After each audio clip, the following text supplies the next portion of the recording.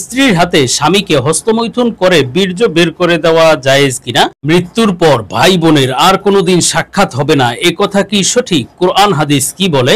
কোন স্বপ্ন ধনী হওয়ার লক্ষণ তথা যে স্বপ্নগুলো দেখলে ধনী হতে পারবো এমন স্বপ্নগুলো সম্পর্কে ও তার ব্যাখ্যা সম্পর্কে জানতে চাই। অত্যন্ত অত্যন্ত গুরুত্বপূর্ণ কিছু বিষয়, জীবন ঘনিষ্ঠ গুরুত্বপূর্ণ কিছু প্রশ্ন, বিষয়গুলো অবশ্যই প্রত্যেক মানুষের জানা দরকার। যেমন স্ত্রী যদি স্বামীকে হস্তমৈথুন করে দেয়, এটা আসলে জায়েজ কিনা? এমনিতে হস্তমৈথুন করা হারাম, কিন্তু স্ত্রী যদি করে দেয় তাহলে জায়েজ কিনা? তেমনিভাবে কথা প্রচলিত আছে যে মৃত্যুর পরে ভাই বোনের আর কোনোদিন সাক্ষাৎ হবে না, এটা কি বলে? ইসলাম এ ব্যাপারে কি বলে? আবার অনেক স্বপ্ন এমন আছে যেগুলো ধনী হওয়ার আলামত, দেখলে বুঝতে হবে শীঘ্রই আপনি ধনী হবেন, প্রচুর ধন সম্পদ লাভ করবেন। সেই স্বপ্নগুলো কি কি? তো এই বিষয়গুলো নিয়ে আমরা এই ভিডিওতে বিস্তারিত আলোচনা করবো ইনশাআল্লাহ। সুতরাং মনোযোগ সহ ভিডিওটি শেষ পর্যন্ত দেখবেন, অন্যথায় কোনো বিষয়ে ভুল বোঝার সম্ভাবনা থাকে। আর সরাসরি কোনো প্রশ্ন করতে বা লিখিত কোনো বিষয়ে সমাধান নিতে ফতোয়া বিভাগে স্ক্রিনে দেওয়া নাম্বারে ইমো অথবা হোয়াটসঅ্যাপে যোগাযোগ করবেন।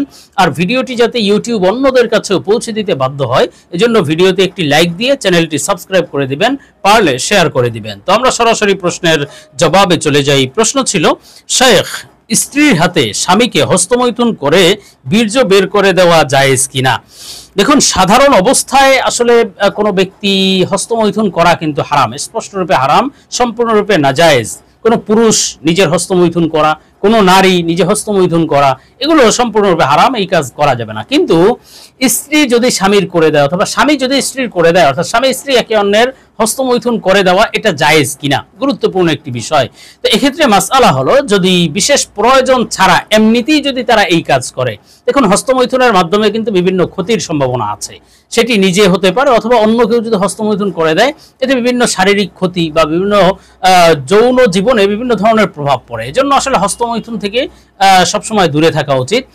আর যদি স্ত্রীর যদি বিশেষ কোনো প্রয়োজন থাকে সেটা ভিন্ন বিষয়, কিন্তু প্রয়োজন না থাকলে, একে অন্যের যদি কোনো প্রয়োজন না থাকলে, তাহলে কিন্তু এই কাজ করা যাবে না বা করা থেকে বিরত থাকতে হবে। হ্যাঁ, স্ত্রী হয়তো মাসিকের কারণে বা পিরিয়ড চলছে বা বিশেষ নেফাস বা যে কোনো এই ধরনের সমস্যা আছে যে শারীরিক সম্পর্ক করা এখন সম্ভব নয়, তো সেক্ষেত্রে স্বামীর প্রয়োজনটা পূর্ণ করে দেওয়ার জন্য সাময়িকভাবে এই কাজটি করে দেওয়া যেতে পারে, এক্ষেত্রে গুনাহ হবে না, কিন্তু প্রয়োজন ছাড়া করা উচিত নয়। তো আমরা পরবর্তী প্রশ্নের জবাবে চলে যাই। প্রশ্ন ছিল, শেখ, কোন স্বপ্ন ধনী হওয়ার লক্ষণ তথা যে স্বপ্নগুলো দেখলে ধনী হতে পারবো এমন স্বপ্ন, তার ব্যাখ্যাগুলো জানতে চাই। অত্যন্ত গুরুত্বপূর্ণ একটি বিষয়। আসলে ধনী হওয়ার স্বপ্ন আল্লাহ তাআলা বান্দাদেরকে বিভিন্ন স্বপ্ন বিভিন্ন সময় দেখিয়ে থাকেন, হয়তো সুসংবাদের জন্য অথবা কোনো সতর্ক বার্তা দেওয়ার জন্য। আর আল্লাহ তাআলা যে স্বপ্নগুলো দেখান সেগুলো কিন্তু অবশ্যই সত্য এবং সহি স্বপ্ন, এবং তার সত্য ও সহি ব্যাখ্যাও রয়েছে। তো আমরা আজকে প্রশ্নের ভিত্তিতে অনেক স্বপ্ন, ধনী হওয়ার যে স্বপ্নগুলো, সে সম্পর্কে আলোচনা করব। মৌখিক বানাওয়াট মন গড়া কথা নয়, বরং নির্ভরযোগ্য স্বপ্নের ব্যাখ্যার কিতাব আল্লামা ইমাম মুহাম্মদ ইবনে সিরিন রহমতুল্লাহ আলাইহির তাবির রুইয়া কিতাব থেকে।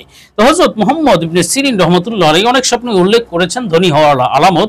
এর মধ্যে থেকে একটি স্বপ্ন হলো, স্বপ্নে যদি কোনো ব্যক্তি চাউল দেখে, চাউল, হয়তো চাউলের বস্তা দেখলো নিজের, অথবা তার কাছে চাউলের স্তূপ দেখলো, অথবা চাউল চাষ করছে, অথবা চাউল ক্রয় করছে, এই স্বপ্নগুলো দেখলে বুঝতে হবে এটি আপনার জন্য কল্যাণ লাভের আলামত, জীবনে কল্যাণ আসবে, এর সাথে সাথে আপনার ধনী হওয়ার আলামত, প্রচুর অর্থ সম্পদও আসবে ইনশাআল্লাহ, ধনী হতে পারবেন ইনশাআল্লাহ। বিশেষভাবে স্বপ্নে যদি কোনো ব্যক্তি চাউল রান্না করতে দেখে, অথবা রান্না করা চাউল মানে ভাত দেখে, অথবা ভাত খেতে দেখে, এর ব্যাখ্যা হবে আপনার অর্থ সম্পদ তো আসবেই, ধনী হতে পারবেন, সাথে সাথে আল্লাহ তাআলা আপনার জীবনে কল্যাণ এবং বরকত দান করবেন, এরই সাথে আল্লাহ তাআলা আপনার মনের আশাও পূরণ করে দিবেন ইনশাআল্লাহ। সৌভাগ্যের একটি বার্তা। আর স্বপ্নে পোলাও খেতে দেখা, অথবা পোলাওর সাথে গোশত, খুব সুন্দর খাবার খাচ্ছে, এমন স্বপ্ন দেখাও কিন্তু সৌভাগ্যের বার্তা, যে আপনাকে আল্লাহ তাআলা শীঘ্রই ভালো কিছু দান করবেন, অর্থ সম্পদ আসবে, বিভিন্ন নিয়ামত আসবে, এবং সাথে সাথে ভালো কিছু আপনি লাভ করবেন ইনশাআল্লাহ। আর ইমাম জাফর সাদেক রহমতুল্লাহ আলাইহি, তিনিও কিন্তু বড় আল্লাহওয়ালা ইমাম, স্বপ্নের ব্যাখ্যা বিশারদ বুজুর্গ ছিলেন এবং তিনি একজন তাবেঈ ছিলেন। তো সেই জাফর সাদেক রহমতুল্লাহ আলাইহি বলেছেন যে স্বপ্নে যদি কোনো ব্যক্তি চাউল বা ভাত দেখে, এই স্বপ্নের মোট তিনটি ব্যাখ্যা আছে, তিনটিই কিন্তু সুসংবাদের বার্তা, খুশির বার্তা। একটি হলো আপনার জীবনে কল্যাণ এবং মুনাফা আসবে, মানে কল্যাণময় জীবন আল্লাহ আপনাকে দান করবেন এবং আপনার ব্যবসায় বা চাকরিতে আপনি লাভবান হতে পারবেন। আরেকটি ব্যাখ্যা হলো যে আপনার মনের আশা পূরণ হবে, আল্লাহ আপনার যে কোনো মনের আশা, জায়েজ আশাগুলো আল্লাহ পূর্ণ করে দিবেন। এবং আরেকটি ব্যাখ্যা হলো শীঘ্রই আল্লাহ তাআলা আপনাকে ধনাঢ্যতা দান করবেন, আপনি ধনী হতে পারবেন, অর্থ সম্পদ আসবে আসবে জীবনে ইনশাআল্লাহ। এরই পাশাপাশি স্বপ্নে যদি কোনো ব্যক্তি চড়ুই পাখি দেখে, ছোট ছোট যে এক প্রকার পাখি আছে চড়ুই পাখি, এই চড়ুই পাখি স্বপ্নে দেখাও কিন্তু ইজ্জত সম্মান লাভের আলামত। আল্লাহ তাআলা আপনার সম্মান মর্যাদা বাড়িয়ে দিবেন এবং আপনি আল্লাহ তাআলার প্রিয় বান্দা হতে পারবেন বা নেককার পরহেজগার হতে পারবেন। এবং আরেকটি ব্যাখ্যা হলো আপনার অর্থ সম্পদ লাভ হবে। বিশেষভাবে যদি আপনি অনেক চড়ুই পাখি দেখেন, এক জায়গায় অনেকগুলো চড়ুই পাখি, অথবা আপনি অনেক চড়ুই পাখি ধরেছেন, এই ধরনের স্বপ্ন দেখলে বুঝতে হবে আপনার ব্যাপক অর্থ সম্পদ আসবে, সমৃদ্ধি আসবে এবং সাথে সাথে আপনি অনেক বড় ধনী হতে পারবেন বা বড় ব্যবসায়ী হতে পারবেন, সৌভাগ্যের একটি বিষয়। আর স্বপ্নে যদি কোনো ব্যক্তি চড়ুই পাখির বাসা দেখে, যেখানে চড়ুই পাখি থাকে এমন জায়গা স্বপ্ন দেখলে বুঝতে হবে আপনার জীবনে সুখ শান্তি আসবে, শত্রুর শত্রুতা থেকে আপনাকে আল্লাহ তাআলা নিরাপত্তা দান করবেন। আর ইমাম জাফর সাদেক রহমতুল্লাহ আলাইহি বলেছেন স্বপ্নে চড়ুই পাখি দেখার মোট 9টি ব্যাখ্যা আছে। এর মধ্য থেকে কিছু ব্যাখ্যা হলো স্বপ্নে চড়ুই পাখি দেখলে এটি বুজুর্গি লাভ হওয়ার আলামত বা আল্লাহ তাআলার প্রিয় বান্দা হওয়ার আলামত।